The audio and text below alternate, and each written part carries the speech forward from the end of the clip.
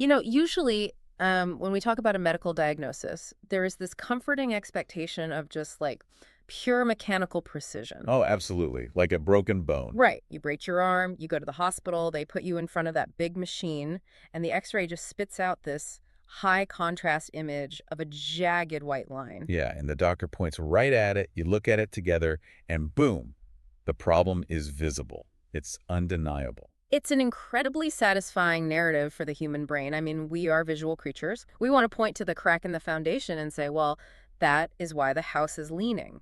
We want proof. We crave that definitive proof. Exactly. But then you step out of the orthopedic ward and into the world of, chronic stress, neurodevelopment, trauma, and systemic inflammation. And suddenly that metaphorical x-ray machine is completely useless. Totally useless. You go to a doctor complaining of crushing brain fog or a digestive system that just seems to hate everything you eat. Or a heart that races for absolutely no reason at 3 in the morning. Yes, the 3 a.m. wake up. And they run the blood panels, they do the expensive scans, and everything comes back normal. Ah, yes. Normal. It has to be the most frustrating word in the medical dictionary. Because you know how you feel, right? You Yeah. know your baseline, and you know you are just far, far from it. Right. It's a diagnostic landscape that isn't just murky. I mean, it's often incredibly dismissive. When tests come back clean, the implication is often just, well, the problem is entirely psychological. Like it's all in your head. And that is exactly why we are here today. Welcome to the Deep Dive. It's an important one today. It really is. Our mission today is personal and I think incredibly empowering. We've spent weeks tearing through a massive stack of A sources. huge stack. We're talking medical primers on the autonomic nervous system, bizarrely fascinating quantum biology papers, deep dives into nutritional psychiatry, you name it. And the latest neuroscience on neuroplasticity, which is just wild. It really is. Yeah. And we're doing this with one single goal, to figure out how to naturally stimulate, heal, and enhance your body's nervous system, which is arguably the most critical project any of us can ever undertake. Right, because it's everything. Yeah, your nervous system isn't just a part of your body. It is the literal lens through which you experience reality. Oh, I like that. The lens. Yeah, and if the lens is cracked or warped or covered in grime, your entire world looks dangerous, exhausting, and just overwhelming. So I want to speak directly to you listening right now. If you are dealing with that heavy burnout that no amount of sleep seems to fix. Or those weird digestive issues that nobody can figure out. Right. Or if you are simply looking to optimize your mental performance so you can handle the chaos of modern life without redlining your stress response. Which we all need. We do. Well, this deep dive is going to hand you the exact natural tools to take back the wheel. We are talking diet, specific physical movements, mindfulness, prayer, adaptogenic herbs. The full biological toolkit. But let's unpack this. Today, we are going to conquer the entire hidden wiring of your body. The sympathetic system, the parasympathetic system, the mind-blowing enteric system in your gut. And the absolute master switchboard of it all, right? The vagus nerve. The vagus nerve, yes. But to do that effectively, we have to start at the power plant, don't we? We have to. Before we can talk about hacking the system or doing yoga or taking supplements, we have to understand the foundational biology. Because you wouldn't try to upgrade the software on a laptop that has a completely fried battery. Exactly. That makes no sense. Yeah. So let's lay out the blueprint. When we throw around the phrase the nervous system, people usually just picture like a glowing brain. Right, like a floating brain in a jar. But it's not just one centralized thing. It's an immensely complex network. Yeah. But for our purposes, think of it in two main divisions. First, you have the central nervous system, the CNS. Okay, the CNS. That is the brain and the spinal cord. It's the mainframe computer. But the mainframe is completely useless if it can't communicate with the hardware. The rest of the body. Right. And that brings us to the peripheral nervous system, the PNS. These are the vast networks of nerves, basically bundles of long fibers called axons that branch out from the spinal cord. And they connect the mainframe to every single organ, muscle, and patch of skin on your body. Every single inch of you, yes. And within that peripheral wiring, there's a specific subdivision that operates completely in the background, like the body's operating system. Yes, the autonomic nervous system, Autonomic, meaning automatic. basically. Yeah. Mm. As the name suggests, it handles all the involuntary automatic actions. Mhm. I mean, you don't have to consciously command your heart to beat, And thank goodness. right? Or your pupils to dilate, Yep. or your stomach to release acid. The autonomic system handles all those background processes. And this system is primarily a balancing act between two branches, if I understand the sources correctly. You do. It's the sympathetic, which mobilizes you for action, and the parasympathetic, which calms you down. Plus, we mentioned there's a third, semi-independent branch called the enteric nervous system, which governs the gut. But we'll get to that later. Oh, we will definitely get to that. But you mentioned the power plant earlier. In the research, there's this recurring focus on the biological engines that keep this entire grid online. Yes, the sources kept referring to them as the M&Ms. The M&Ms, mitochondria, and myelin. I love that. If you take away nothing else from the biological side of this discussion, remember those two. You simply cannot have a resilient brain or a stable mood without healthy mitochondria and intact myelin. Okay, well, I always hear mitochondria called the powerhouse of the cell, which feels like something I memorized in 7th grade biology. And immediately forgot the actual meaning of. Exactly. I passed the test and then forgot it. So why are they so crucial to my nerves specifically? Because your nervous system is an absolute energy hog. Really? Oh, yeah. It accounts for a tiny percentage of your overall body weight, yet it utilizes nearly 25% of all the energy you consume. Wow, a quarter of all my energy just goes to my nerves. Yes, and it demands roughly 25% of the daily ATP generated by your entire body. ATP being the actual chemical currency of energy, right? Right, adenosine triphosphate. Think of ATP as the actual electricity flowing through the grid. Every single time a neuron fires, whether that's you remembering a phone number, feeling a pang of anxiety, or moving your hand away from a hot stove, it requires a massive amount of ATP. So it's constantly burning fuel. Constantly.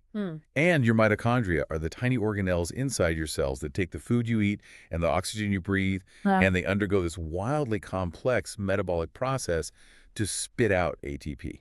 So if my mitochondria are sluggish or damaged for some reason, my brain is literally browning out. Yes. Like a city during a heat wave when the power grid just can't handle the AC demand. That is a phenomenal analogy, yes. A brownout. The lights flicker, the systems lag. And what happens when a cellular brownout hits your nervous system? How does that actually feel? You experience it as profound fatigue. You experience it as brain fog, where you just can't quite grasp a word. Oh, I know that feeling. We all do. You might even experience it as depression. This is actually the cornerstone of an emerging field called metabolic psychiatry. Metabolic psychiatry. Yeah, it posits that many psychiatric conditions are, at their absolute core, cellular energy crises. That completely reframes everything. I shouldn't just blame my negative thoughts or my stressful week for feeling emotionally fragile. No, you might literally be running out of ATP. Wow. Okay, and what about the second M, the myelin? Well, if mitochondria generate the electricity, myelin is the rubber insulation wrapping the wires. Okay, the insulation. It's a fatty protective sheath that coats those long nerve fibers, the axons. This insulation allows electrical impulses to travel incredibly fast and efficiently. Like the rubber casing on an iPhone charger. Exactly. And what happens when that casing phrase... The wire shorts out, it stops charging. Right. When myelin is damaged through chronic inflammation, poor diet, oxidative stress, or environmental toxins, the electrical signals misfire. They leak out. They slow down. So the signal doesn't get to where it needs to go. No, it disrupts the communication between the brain and the body. And that leads to physical clumsiness, chronic pain, and cognitive decline. Like multiple sclerosis, right? The sources mentioned that. Yes. MS is a classic example of a severe demyelinating disease. But even low-level chronic damage to myelin from everyday stressors compromises your system's efficiency. If we connect this to the bigger picture, true psychological resilience isn't just about having a positive mindset or trying to think happy thoughts. Not at all.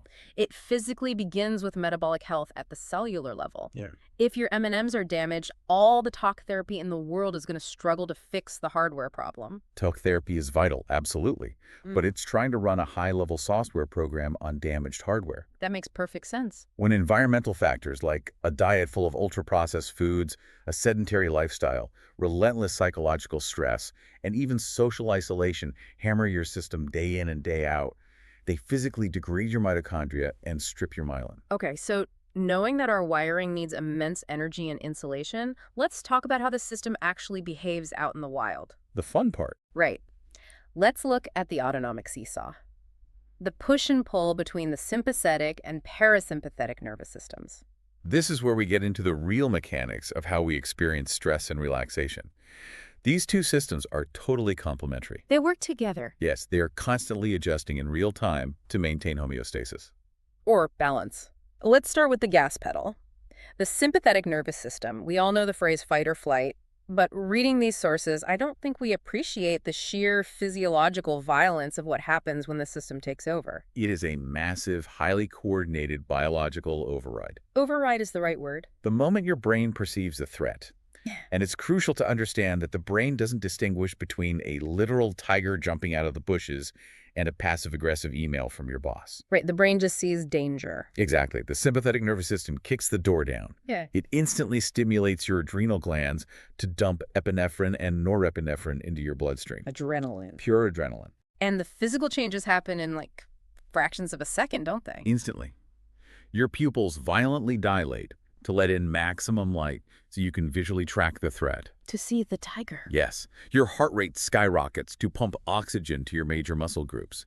Your airways physically dilate to pull in more oxygen. Wow. And your liver receives a signal to immediately dump its stored glucose into your blood. To give you energy to run. Exactly, giving your muscles an instant hit of explosive energy to run or fight. It's an incredible survival mechanism. I mean, it keeps us alive, but it comes at a cost, right? Because you only have so much energy, so the system has to steal it from somewhere else. Yes, it does. Yeah. The sympathetic response is highly catabolic. It breaks things down for immediate energy. It completely shuts down anything not essential for surviving the next 5 minutes. Okay, what gets shut down? Well, it inhibits saliva production, which is why public speakers get dry mouth. That makes so much sense. Right. It halts tear production. And most significantly, it radically decreases blood flow to your entire digestive tract. It just turns off digestion. Completely. Digestion requires a massive amount of energy, and your body decides, look, we don't need to digest that sandwich right now. We need to survive the tiger. Which explains so much. I mean, if you are chronically stressed, say you have a high-pressure job, financial worries, and you're constantly doom-scrolling the news on your phone, Your foot is practically glued to the sympathetic gas pedal. your body thinks the tiger is constantly pacing outside your cave 24/7. No wonder so many stressed people have irritable bowel syndrome or acid reflux. Exactly. Their digestive system is constantly being starved of blood and energy. It creates a catastrophic systemic backlog. Which brings us to the absolute necessity of the opposing system, the brakes, the parasympathetic nervous system. The rest, digest, and repair system. This is the state we are supposed to be in for the vast majority of our lives, right? Ideally, yes, we should live here. The parasympathetic system is anabolic. It builds up, restores, and repairs tissue. So what happens physically when the brakes are applied? When this system engages, it slows the heart rate down to a steady, calm rhythm. It constricts the pupils and airways back to their resting states. It reverses the panic mode? Exactly. It cues the release of digestive enzymes in saliva, and it kicks off peristalsis. Peristalsis, that's the muscle movement in the gut. Yes, the rhythmic, wave-like muscle contractions that actually push food through your stomach and intestines. So if your gas pedal is stuck, you literally cannot extract nutrients from your food because the parasympathetic system isn't allowed to turn on the digestive machinery. And chronic suppression of this system leads to severe pathologies.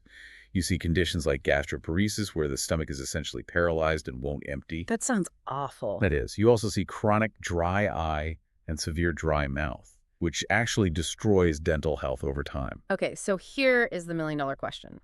If modern life is basically designed to keep our sympathetic gas pedal floored at all times, how do we heal this imbalance naturally? That's the challenge. Because we can't just quit our jobs and live in a sensory deprivation tank. No, we have to introduce active interventions that force the seesaw back into balance.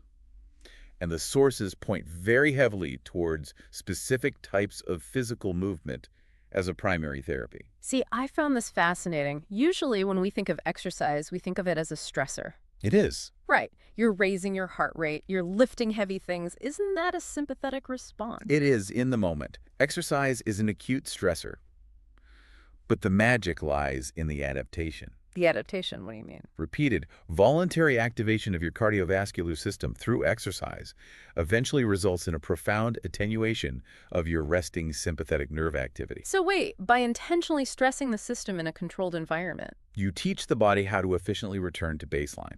Oh, I see. Over time, your baseline sympathetic tone decreases, and your parasympathetic regulation becomes much stronger. So you are basically training your body's braking system to become more responsive. Yes, it improves something called baroflex sensitivity, which is how your body regulates blood pressure in real time. Okay, that's amazing. Furthermore, the physical sheer stress of blood rushing through your arteries during a workout triggers the endothelial cells lining your blood vessels to release nitric oxide. Nitric oxide, that's the molecule that dilates blood vessels, right? The Mm. same mechanism that a lot of blood pressure medications try to mimic. Exactly. But you are producing it endogenously, naturally.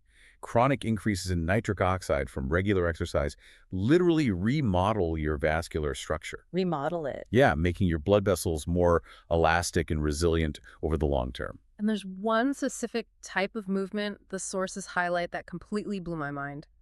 Tai Chi. Oh, Tai Chi is incredible for this. Because when I see people practicing Tai Chi in a park, it looks so incredibly slow, so gentle, almost like a moving meditation. But the physiological data behind it is staggering. Tai Chi is a masterclass in neurobiological regulation. Mm. Long-term practice has been shown to significantly increase heart rate variability, or HRV. Let's pause on HRV for a second, because I feel like every fitness tracker on the market is obsessed with it right now. Why do we want our heart rate to be variable? Shouldn't it be like a steady metronome? It's completely counterintuitive, isn't it? Yeah. You would think a perfectly steady heart rate is a sign of ultimate health. Right. But actually, a metronomic heart rate indicates a rigid nervous system that cannot adapt to its environment. A rigid system. Yeah. High heart rate variability means the time interval between your heartbeats is constantly fluctuating by tiny fractions of a second as you breathe in and out. Okay. It proves that your parasympathetic nervous system, the brakes, is highly sensitive and constantly modulating your heart in real time. High HRV equals high adaptability and resilience. And Tai Chi pushes that HRV up. It does. But the research went even deeper into the actual cellular chemistry. It did. Tai Chi physically modulates oxidative stress, Oxidative stress. which is the accumulation of free radicals, unstable molecules that damage cells, proteins, and DNA. It's essentially cellular rust, and it is a massive driver of brain aging and neurodegenerative diseases. Right, so how does slow, meditative movement stop the rust? The clinical studies show that regular Tai Chi practice dramatically increases the body's endogenous antioxidant defenses. It makes its own antioxidant. Yes. It physically boosts the production of complex enzymes like glutathione peroxidase, GPX, and superoxide dismutase, SOD. GPX and SOD, let's translate that.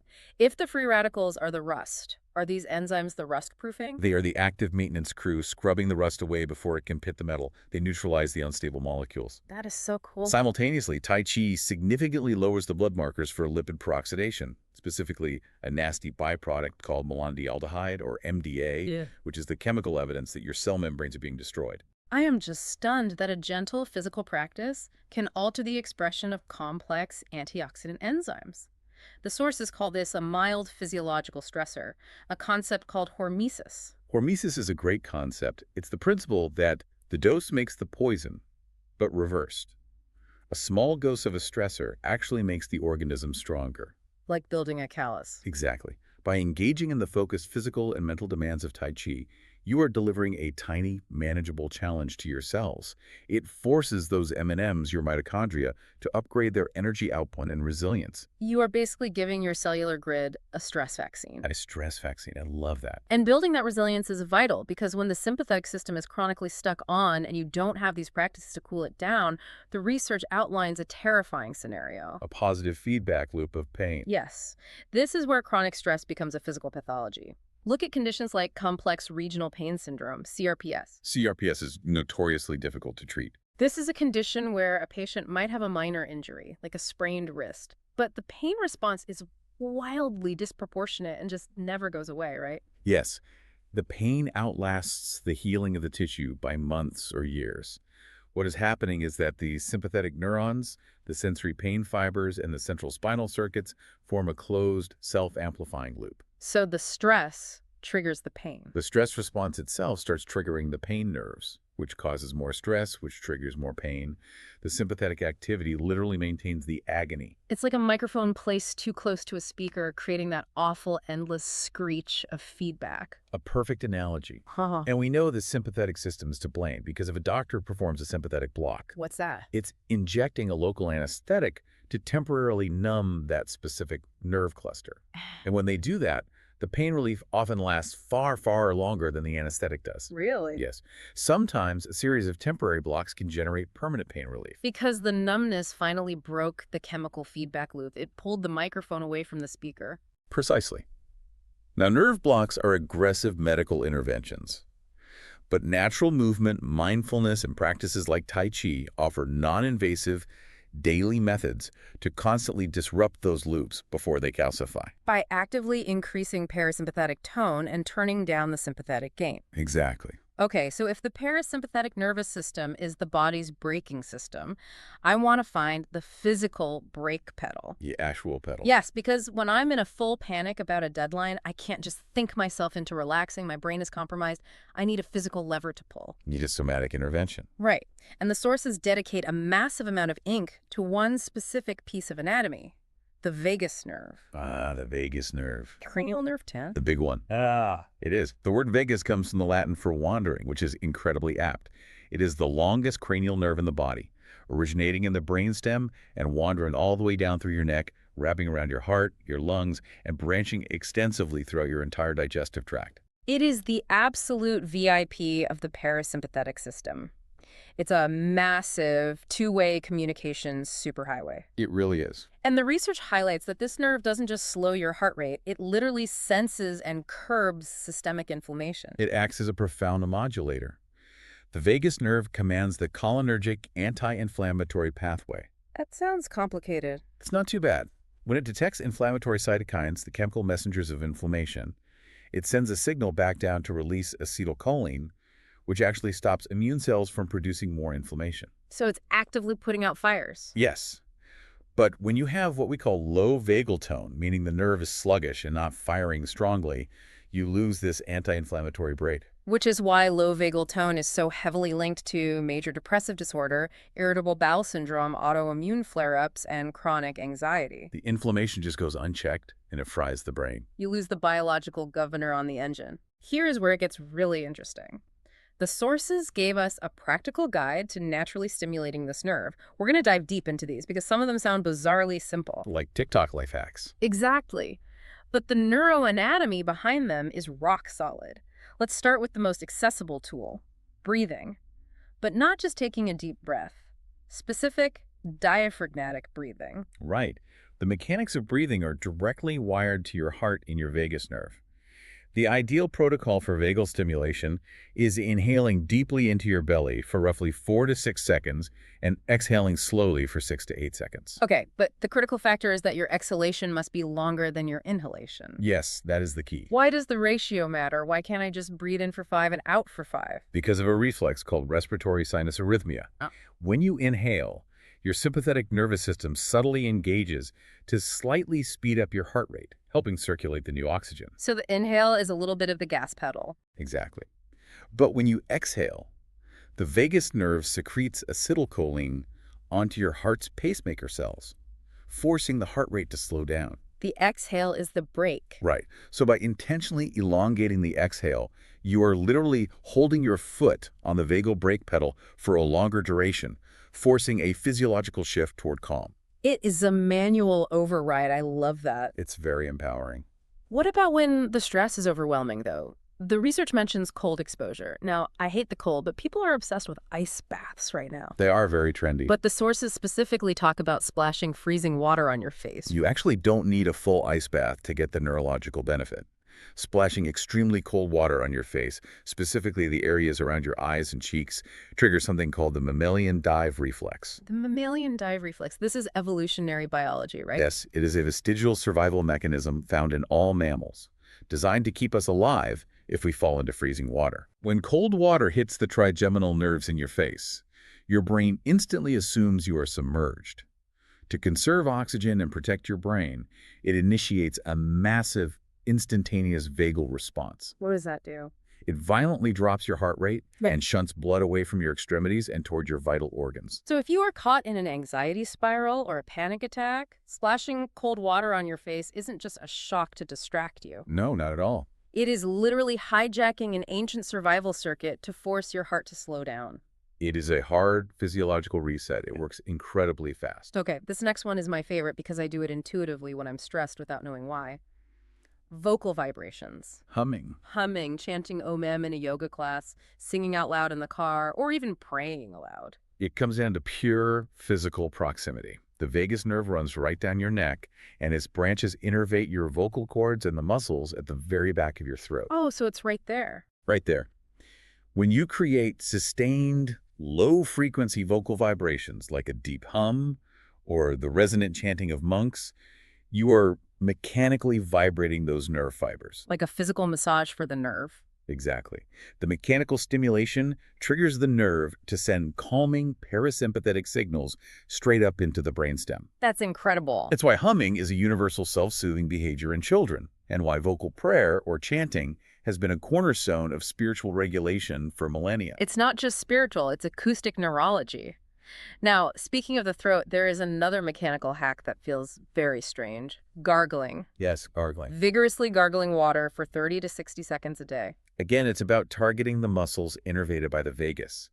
Vigorously gargling requires intense coordination of the pharyngeal muscles. And if you aren't used to it, the sources say it might trigger your gag reflex. Which is perfectly fine. The gag reflex is entirely controlled by the vagus nerve. By challenging those muscles daily, you are basically taking the nerve to the gym. The vagus gym. Yeah, over time, an improved gag reflex and the ability to gargle intensely indicate stronger vagal tone. So I can just incorporate my parasympathetic workout into my morning teeth brushing routine. Absolutely. I want to touch on something less mechanical and more psychological, though. Social connection. This is deeply tied to a concept called neuroception, how our nervous system constantly scans the environment for safety or danger, far below our conscious awareness. So my nervous system is judging people before my brain even processes their words. Yes, 100%.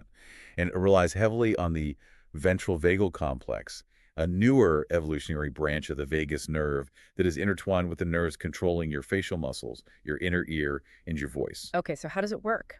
When you engage in safe social interaction, making warm eye contact, seeing positive micro-expressions on a friend's face, hearing the prosody and melodic tone of a kind voice, or experiencing a physical hug. All those tiny cues. Yes, these cues stimulate the ventral vagus. And that sends an all-clear signal to the brain. It downregulates the sympathetic threat response. Your body realizes it is safe among the tribe. But if you don't have that, Conversely, chronic isolation and loneliness deprive the nervous system of these vital safety cues, which leaves the sympathetic nervous system idling on high alert, interpreting the isolation as a mortal threat. it proves that we are biologically wired for community. We need it for our nerves to relax. We absolutely do. Now, these are all natural interventions, but the sources also brought up medical vagus nerve stimulation, or VNS. Yes, VNS. And I think this is crucial to discuss because it proves just how scientifically legitimate this nerve is. The medical establishment isn't just relying on deep breathing. Not at all. For severe treatment-resistant depression or intractable epilepsy, neurosurgeons will actually implant a device similar to a pacemaker under the skin of the chest. Under the skin, wow. It wraps a wire directly around the left vagus nerve in the neck and delivers programmed electrical pulses 24 hours a day to modulate brain activity. Surgically implanting a battery to shock the vagus nerve, that is extreme. It is reserved for severe cases, yes. But the research also points to non-invasive devices targeting a very strange location, the ear. Transcutaneous auricular vagus nerve stimulation. Try saying that 3 times fast. Right. There is a tiny branch of the vagus nerve that surfaces right on the skin of the ear, specifically in the conchus, the hollow bowl part, and the tragus, that little flap of cartilage over the ear canal. So doctors can just clip an electrode to your ear. Yes. By delivering mild electrical microcurrents to the ear, the sensory information travels directly along the vagus nerve into a region of the brainstem called the nucleus tractus solitarius, or NTS. The NTS, why is that specific relay station so important? The NTS is the primary gateway for all autonomic sensory information entering the brain. By stimulating the ear, you flood the NTS with signals that crank up parasympathetic drive and simultaneously inhibit the central brain regions responsible for sympathetic panic. It sounds incredibly potent. It is. Clinical trials are showing that daily tragus stimulation can significantly reduce the burden of atrial fibrillation, dangerous irregular heartbeats, and lower systemic inflammation. So, whether you are humming in your car, elongating your exhales, splashing cold water on your face, or using a medical ear clip, the principle is exactly the same. The exact same. You are taking the wheel, you are forcefully sending a physical signal up to the brain that the body is safe, overriding the chemical panic loop. You are leveraging bottom-up processing, changing the mind by manipulating the body. Let's follow that bottom-up highway to its logical conclusion, because we noted earlier that 80% of the vagus nerve's fibers are sensory, Right. meaning they aren't sending commands down from the brain, they are sending massive amounts of data up to the brain, and all that data is coming from one specific place. It's a gut. Let's travel down to the second brain. The enteric nervous system, the ENS. If the vagus nerve is the information highway, the enteric nervous system is the bustling metropolis at the other end. I'm still trying to wrap my head around the sheer scale of this system. The sources emphasize that the ENS actually contains more neurons than your entire spinal cord, It's huge. and it can operate completely autonomously. If you sever the vagus nerve connection to the brain, the gut just keeps doing its job. It is a staggering biological marvel. It consists of a vast, intricate meshwork of hundreds of millions of neurons embedded directly into the lining of your gastrointestinal tract, stretching from your esophagus all the way to the rectum. And it's organized into two layers, right? Yes, mainly into two massive nerve plexuses. The first is the myenteric plexus, also known as Auerbach's plexus. This layer sits between the muscle coats of the gut and is responsible for motility, the complex choreography of muscle contractions that pushes food along. And the second? The submucosal plexus, or Meissner's plexus. This is buried deeper into the gut lining and controls the microenvironment, local blood flow, fluid exchange, and the secretion of acids and enzymes. Okay, so it's a brilliant plumbing and sorting system, but this second brain isn't just managing digestion. It is a primary pharmaceutical factory for the body. It really is. The statistic that stopped me in my tracks in the research was this. More than 90% of the body's serotonin and 50% of its dopamine are manufactured right here in the gut. It forces a total paradigm shift in how we view mental health. We have spent decades treating depression and anxiety strictly as chemical imbalances in the brain, prescribing SSRIs to trap serotonin in the synapses of the skull. Meanwhile, 90% of the body's serotonin is being synthesized in the gastrointestinal tract by specialized cells called enterochromaffin cells. Hold on. If the serotonin is made in the gut, how does it affect my mood? Does it physically travel to the brain? Interestingly, serotonin itself cannot cross the blood-brain barrier, Oh, really? but it doesn't need to. The serotonin in your gut dictates the motility of your digestion, but more importantly, it binds to receptors on the vagus nerve. Oh, I see. It acts as a signaling molecule. The vagus nerve reads the high serotonin levels in the gut and immediately sends a feel-good, highly satiated, perfectly safe electrical signal up to the brain. The gut is basically texting the brain to tell it everything is great. Exactly. But who is managing the factory? Who tells those gut cells to make the serotonin in the first place? This is where the biology gets truly alien. Alien. Yeah. The state and function of your enteric nervous system are heavily dictated by your gut microbiome, the trillions of bacteria, viruses, and fungi living in your intestines. So bacteria are communicating with my nerves. How is that physically possible? Do they have a language? They absolutely have a chemical language. The microbes in your gut constantly metabolize your food and produce molecular byproducts called MMPs, microbial-associated molecular patterns. MMPs. Think of MMPs as billions of tiny, oddly shaped keys floating around in your gut. And where are the locks? The locks are specialized receptors called toll-like receptors, or TLRs. These receptors are physically located on the surface of enteric glial cells and myenteric neurons in your gut wall. So the keys fit into the locks on the nerves. Yes. The bacterial MMPs plug into the nervous system's TLR locks, initiating complex signaling cascades. That is mind-blowing. The bacteria are physically plugging into my nervous system to send messages. They are hacking the system. The commensal, or good bacteria, stimulate these nerve pathways to fortify the mucous lining, reduce inflammation, and maintain a calm gut environment. And they eat fiber, right? Yes, they digest fiber to produce short-chain fatty acids like butyrate, which is a super fuel for your gut cells and a highly powerful vagal stimulant. So if my gut bacteria are controlling the serotonin factory and plugging into my nervous system, this leads to an undeniable conclusion. My diet is directly dictating my mood. Absolutely. When you feed your microbiome poorly, you develop dysbiosis, an imbalance where harmful pathogenic bacteria overgrow and crowd out the beneficial ones. What happens when the bad bacteria take over the factory? Pathogenic bacteria produce inflammatory MMPs. They produce endotoxins. These plug into those same toll-like receptors and trigger a massive alarm bell. A completely different signal. Yes, Yeah. the gut lining becomes inflamed. The tight junctions holding your intestinal wall together break apart, creating what we call leaky gut. And toxins leak out. Toxins seep into your bloodstream. And crucially, your enteric nervous system goes into a state of panic, sending pain, stress, and severe anxiety signals racing up the vagus nerve straight into the amygdala, your brain's fear center. So you experience unexplained, generalized anxiety, not because of a childhood trauma or a bad day at work, but because your gut bacteria are sending SOS signals up the vagal highway. Exactly. How do we eat to heal the second brain and quiet the alarm? The nutritional psychiatry sources are very clear. You have to rebuild the ecosystem. That means emphasizing alkalizing, nutrient-dense foods, fresh, dark green leafy vegetables, high-quality proteins, seaweeds, and complex whole grains. But the absolute crux of the therapy involves prebiotics and probiotics. Let's make sure we distinguish those clearly because people mix them up all the time. Probiotics are the live reinforcements, right? Yes, probiotics are the actual beneficial live bacteria. You get these through naturally fermented foods, high-quality yogurt, kefir, traditional buttermilk, sauerkraut, kimchi, and kombucha. Consuming these introduces billions of good microbes into the war zone to help restore order. Exactly. But the reinforcements will just die if they don't have rations. That is where prebiotics come in. Precisely. Prebiotics are indigestible plant fibers, specifically things like inulin and fructooligosaccharides, found in garlic, onions, leeks, asparagus, and chicory root. We can't digest them. You cannot digest these fibers, but your good gut bacteria thrive on them. Prebiotics are the fertilizer that allows the beneficial microbes to multiply and establish dominance in the gut. And obviously, we have to stop carpet bombing the ecosystem with irritants. That is non-negotiable.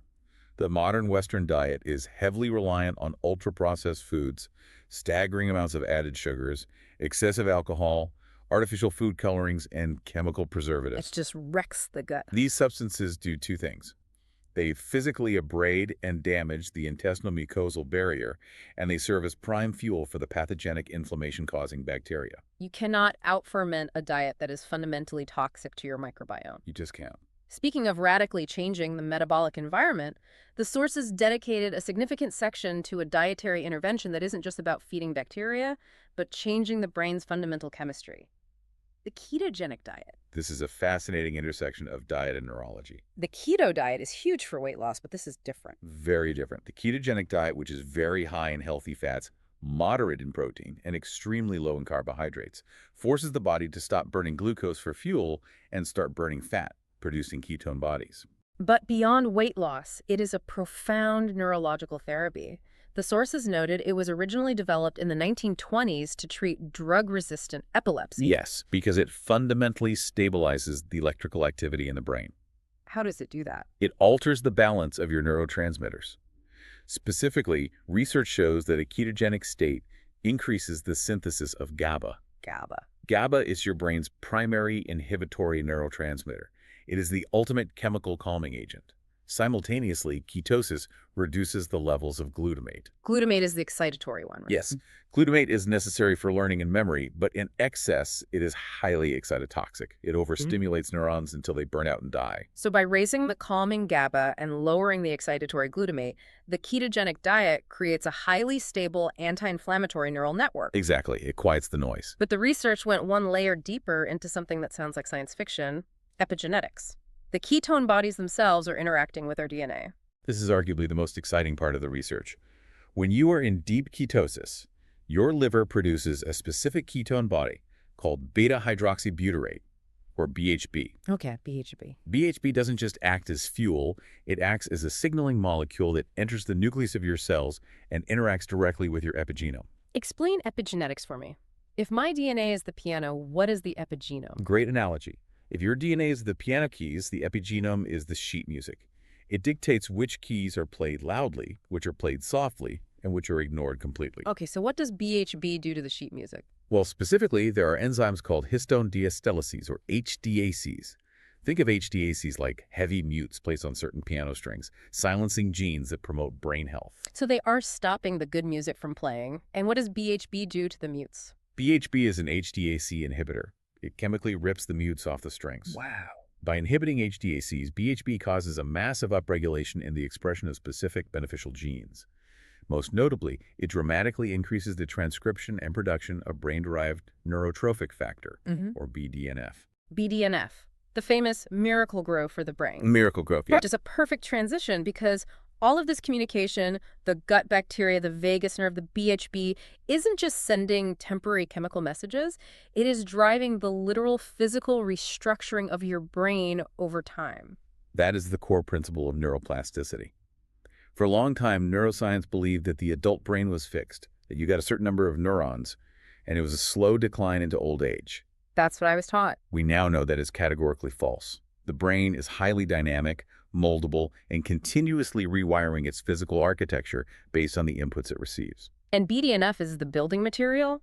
We know that intense cardiovascular exercise floods the brain with BDNF, allowing it to spout new dendritic connections. Yes. But the sources highlight that mindfulness meditation, prayer, and focused mental practices actually yield structural, anatomical changes that we can see on an MRI. The neuroimaging studies are irrefutable here. Regular, sustained meditation or deep contemplative prayer physically thickens the gray matter density in the prefrontal cortex. The prefrontal cortex, that is the area right behind your forehead, responsible for executive function, impulse control, deep focus, and rational planning. Yes. You are literally adding muscle mass to the rational part of your brain. That's incredible. And simultaneously, imaging shows a structural decrease in the size and reactivity of the amygdala, the brain's primitive fear and stress center. So it's a double win. You are structurally building a brain that is more capable of profound calm and less capable of blind panic. You're changing the hardware. Now, while we were talking about the brain's physical environment, there was a hidden culprit for mood disorders mentioned in the psychiatric research that completely threw me. What was that? We talked about cellular energy at the beginning, but this is specific. Brain insulin resistance. Yes. This is a rapidly emerging, highly consequential field of study. When most people hear insulin resistance, they immediately think of peripheral metabolism, type 2 diabetes, blood sugar spikes, obesity. Right. But the brain itself is a highly insulin-sensitive organ. Why does the brain need insulin? Isn't it just for pushing sugar into muscle cells? No, insulin does far more than just manage glucose. Insulin receptors are densely packed in critical brain regions: the hypothalamus, the hippocampus, and the cerebral cortex. Okay, what is it doing up there? In the brain, insulin acts as a vital neuromodulator. It regulates feeding behavior, signals satiety, promotes neuronal survival, and is deeply involved in memory formation and cognitive function. And the research linked brain insulin to anxiety and dopamine. Yes. Recent studies have demonstrated that insulin resistance, specifically localized in the brain, disrupts dopaminergic function. And messes with dopamine. It impairs the brain's reward centers, Right. leading directly to anhedonia, which is the inability to feel pleasure, age-related anxiety, and depression-like behavioral changes. The engine is starving for the signal. But how does the brain become resistant if the rest of the body is fine? Or vice versa? It often traces back to a highly specialized filtration system called the blood-brain barrier, or BBB. The BBB. The BBB is like a hyper-strict bouncer at the door of a nightclub, deciding what molecules in the blood are allowed to enter the brain fluid. Insulin is a large molecule, and it requires a specific active transport system to cross the BBB. So the bouncer has to manually escort the insulin inside. Precisely. But if the body is suffering from chronic systemic inflammation, obesity, or relentless stress, the blood-brain barrier transport system gets damaged. It breaks down. It becomes defective. So you might have high levels of insulin circulating your bloodstream, your body is drowning in it, but the bouncer refuses to let it into the club. So your brain becomes severely insulin deficient even while your body is insulin resistant. Yes. That is terrifying. Your brain is starving, and standard blood tests wouldn't even catch the neurological deficit. So how do you fix that? You can't just inject a patient with more insulin. It still won't cross the barrier, and it would crash their peripheral blood sugar. Right, which is highly dangerous. This raises an incredibly innovative medical intervention highlighted in the literature: intranasal insulin delivery. Like a nasal spray for diabetes. Yes, but specifically for the brain. By administering insulin as an aerosolized nasal spray, the insulin molecules travel up the nasal cavity and bypass the blood-brain barrier entirely. Wow. They travel directly along the olfactory bulb and the trigeminal nerve, straight into the central nervous system. They sneak in through the back door. Exactly. And because it bypasses the bloodstream, it doesn't lower peripheral blood sugar, completely avoiding the risk of a dangerous hypoglycemic crash. That is a brilliant piece of medical engineering. Clinical trials are aggressively exploring intranasal insulin to improve memory in Alzheimer's patients, treat mild cognitive impairment, and manage deep-seated CNS-related metabolic disorders. It's amazing what they are coming up with. But let's bring it back to the everyday listener. If we want to fortify our nervous system holistically, at home, without specialized intranasal prescriptions, the sources point heavily toward nature's pharmacy. Herbal nervines. The herbal nervines, they're a specific class of botanicals that target, nourish, and tone the nervous system. How do they differ from normal drugs? Modern pharmacology often relies on sledgehammers, drugs that forcefully suppress neurotransmitters or deaden nerve transmission to hide symptoms. Botanical medicine, specifically nervines, aims to repair the tissue, increase resilience, and restore the natural rhythm of the system. The sources split these herbs into two distinct categories. First, you have the nervine relaxants, things like hops, valerian root, passion flower, and chamomile. The classics. These make intuitive sense to me. If your system is fried and you can't sleep, you take a strong tincture of valerian and hops, and it acts almost like a mild sedative to force the parasympathetic system online. Right. They contain compounds that directly interact with GABA receptors in the brain to deeply calm the central nervous system. Right. But then there is the second category, which confused me at first. Nervine stimulants, or adaptogens. Things like eleuthero, ginkgo biloba, ashwagandha, holy basil, and rhodiola. The powerhouses. Let me push back on this. If my nervous system is completely fried from chronic stress, my M&Ms are depleted, and I am exhausted, why on earth would I take a stimulant herb? Shouldn't I just be resting? It is a critical distinction and a really common misunderstanding. We have been conditioned by modern culture to think of stimulants as nervous system irritants. Caffeine, energy drinks, amphetamines, refined sugar. They give you a jolt of fake energy. They don't give you energy. They force your body to expend its absolute last emergency reserves. They trigger the sympathetic nervous system to dump adrenaline and cortisol. So it's fake. It's like putting a charge on a high-interest credit card when your bank account is empty. You get the immediate cash, but the debt depletes you even further. They write checks your cellular biology can't cash. Exactly. Herbal nervine stimulants, and specifically adaptogens, work through entirely different mechanisms. They do not trigger an adrenaline dump. What do they do? Instead, they gently increase peripheral blood flow to the brain and the extremities. They are incredibly nutrient-dense, supplying the vitamins and minerals the nerves need to rebuild myelin. Oh, back to the Yes. And most importantly, they enhance the efficiency of your mitochondria. They help the enzymes transform glucose into actual cellular energy more effectively. So they aren't whipping a tired horse. They are actually feeding the horse better oats. Yes. Ashwagandha is a perfect example of this, right? Yes. Ashwagandha is a premier Ayurvedic adaptogen. The term adaptogen means it increases the body's generalized resistance to stress. It doesn't push you in one direction. It just adapts. Right. If you are overly anxious, it helps lower cortisol. If you're fatigued, it helps stabilize energy production. It modulates the endocrine and nervous system simultaneously. It protects the cells. Because it is highly antioxidant rich, it limits the production of those damaging free radicals we talked about earlier. It provides the biological scaffolding so your body can repair itself. Exactly. So what does this all mean? If we step back and look at this massive, intricate blueprint we've just mapped out, the mitochondria, the sympathetic gas pedal, the vagal brake pedal, the bacterial factories in the gut, the epigenetic rewiring. It's a lot. It is a lot, but it leads to a wildly optimistic conclusion. We are not passive victims of our genetics, or our stressful jobs, or the modern world. We can use seemingly mundane tools to enact profound biological changes. The tools are everywhere. We can soak in a hot herbal foot bath to literally dilate blood vessels and draw stuck, anxious energy out of our heads.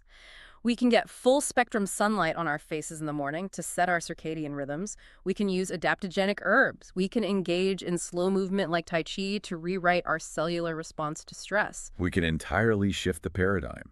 Instead of merely playing whack-a-mole with symptoms of distress, we can actively cultivate an adaptable, indestructible nervous system from the cellular level up. Which brings us to the summary, and I want to speak directly to you, the listener, again. Think about the agency you have right now. You are not at the mercy of a random panic attack. You have the lever. You literally have the power to manually hit the vagal brake pedal just by changing the length of your exhales. You are not stuck with brain fog. You can feed your gut microbe the exact prebiotic fibers they need to manufacture serotonin and shut down the inflammation highway. It's just incredible. You can use exercise to boost your mitochondria and create brain-fertilizing BDNF. Yeah. You are not a patient waiting for a diagnosis. You are the active architect of your own biology. It is a profound level of ownership over your physical and mental reality. It really is. And to leave you with one final, fascinating biological mechanism to ponder as you design that new architecture. Let's talk about the ultimate editors of the brain, the microglia. Ah, yes. The sentinels. Microglia are the brain's primary resident immune cells. For decades, we thought they just acted as the cleanup crew, monitoring the brain environment, scavenging for plaques, clearing out dead cellular debris, and launching inflammatory responses against infections. But they do more than cleanup. Oh, their most awe-inspiring role occurs while you sleep. Synaptic pruning. Yes. The microglia physically inspect the synapses, the connections between your neurons, and they make decisions. They make a decision. They decide which neural connections are strong and necessary and which ones are weak or unhelpful. Then they literally eat the weak connections. They eat them. They prune them away, just like a gardener cutting dead branches off a bonsai tree, to ensure the tree's energy is directed only toward the healthiest branches. They are curating the physical structure of your mind. They are. And here is the profound realization. Because the immune system operates in a continuous two-way communication loop with your autonomic nervous system, it means that your daily habits are directly instructing these microglia. So if mind-body practices, diet, and vagus nerve stimulation have the power to regulate your entire immune system, think about that tonight. It's a huge thought. The prebiotic fiber you ate today, the slow diaphragmatic breaths you took this afternoon, the cold water you splashed on your face, the stress you chose to let go of, all of it sent a specific chemical signal to those sentinels. It's all data. As you sleep tonight, your daily lifestyle habits are literally dictating which of your neurological connections your brain's immune cells will decide to prune away, and which memories, reactions, and habits they will allow to stay.